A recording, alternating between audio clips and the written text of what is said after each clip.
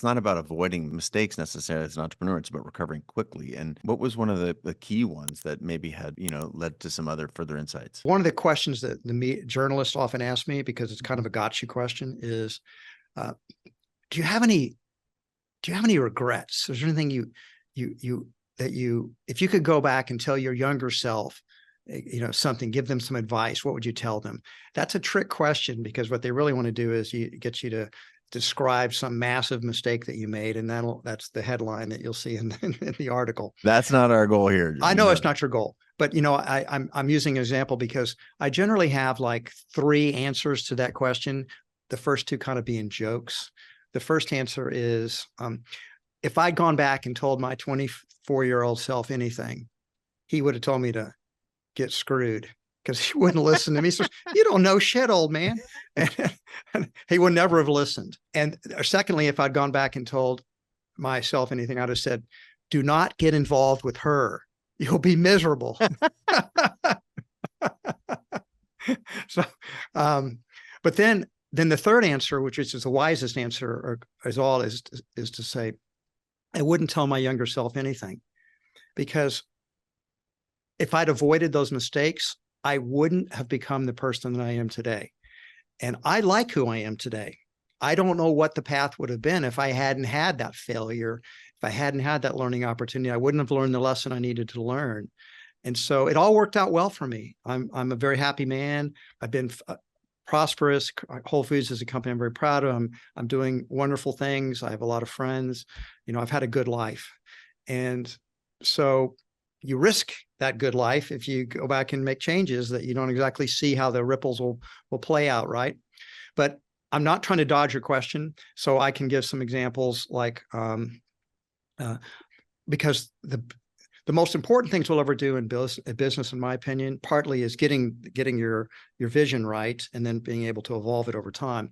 But then you're building a team. The biggest mistakes I made were clearly promoting the wrong people from time to time. And I'm not going to tell you who those people were, but if you read in my book, some of them pop in. But those are also your biggest successes. If you hire really great people that share your values and complement your weaknesses.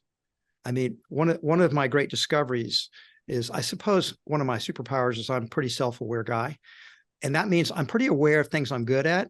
And I'm also quite aware of things I'm not good at. Sometimes entrepreneurs that are successful, it goes to their heads, and they start thinking they're some kind of genius, and that everything they do, they have the Midas touch, and they don't give enough credit to luck, and they don't give enough credit to the other people on the team. Their egos sort of puff up, and they think they're really special people. And I think one of my gifts, in a way, was recognizing I'm so bad at so many things. I've got to have somebody here that, for example, I'll give you an example. I'm not good at hiring people.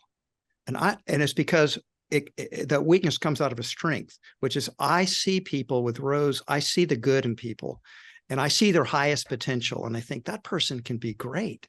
What I don't always see is the downsides. So I need people that are a little more skeptical to be in those interviews. Otherwise, I'd hire almost everybody I interviewed, and I wouldn't see that that's not going to work out. So once I learned that about myself, I started to defer to my team on important hiring decisions, because I realized, I've been wrong too many times and they've been right. So I'm going to listen to them. And I'd say that was a huge learning for me, and it resulted in Whole Foods becoming a much better company. I stopped making bad hiring decisions because I stopped primarily making them without getting a lot of advice from people that I loved and respected on the team. Probably a hint from the death of the ego experience, right? You start to realize that you are not the center of the universe, and trusting other folks. And I think go ahead.